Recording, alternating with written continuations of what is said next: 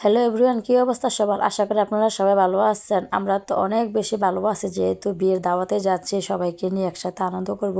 আমাদের তো ভালো থাকতেই হবে, যেহেতু বিয়ে খাবো বলে কথা। আজকে ভিডিওটা কোনো মতে মিস করা যাবে না। সবাই পুরো ভিডিওটা প্রথম থেকে শেষ পর্যন্ত দেখবেন, যে বিয়ের উপলক্ষে আমরা কি কি আনন্দ করলাম, কি করলাম, থাকছে সমস্ত কিছু এই ভিডিওর ভিতরে।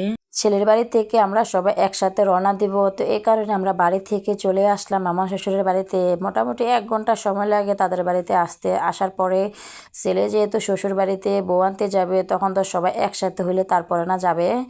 এখানে 7টা নিয়ে নিচ্ছে মাইক্রো গাড়ি, আর একটা নিচ্ছে বরের গাড়ি। বিয়ে বেলো কথা, বরের গাড়িটা না সাজালে তো কেমন দেখে বলেন? তো এখানে তো বরের গাড়িটা খুব সুন্দর করে সাজানো হয়েছে, আমার তো অনেক বেশি পছন্দ হয়েছে।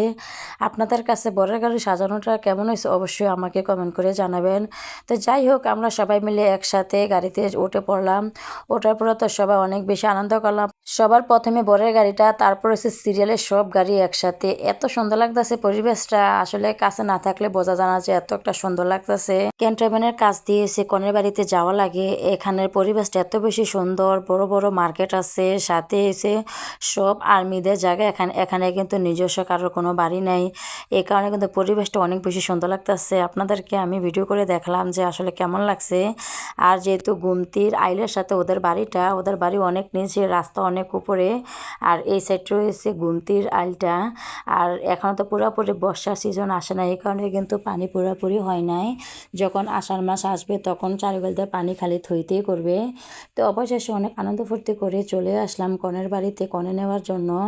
আসার পরে দেখি যে রাস্তা কত উপরে আর বাড়িগুলো কত নিচে, কিন্তু নিচে হলে কিন্তু পরিবেশটা কিন্তু অনেক সুন্দর। মেন রোডের থেকে গেট দিচ্ছে, আর ওদের বাড়ি পর্যন্ত হয়েছে গেটের জালবাতি, অনেক সুন্দর হয়েছে পরিবেশটা। আমার তো অনেক বেশি ভালো লাগছে। আসলে বিয়ের মেয়েদের যদি আনন্দ ফুর্তি না হয়, পরিবেশ সুন্দর না হয়, কেমন হয় বলেন? বিয়ে তো মানুষ জীবন একবারই করে, একবার যদি সে আনন্দ ফুর্তি না করতে পারে কেমন হয়?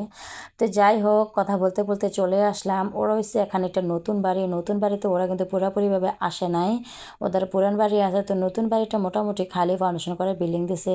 তো ছাদের উপরে হয়েছে খানা, আর এটা হয়েছে বরের আসন। দেখেন অনেক সুন্দর হয়েছে, কিন্তু আমি আমার ছেলেদেরকে বসাইছি।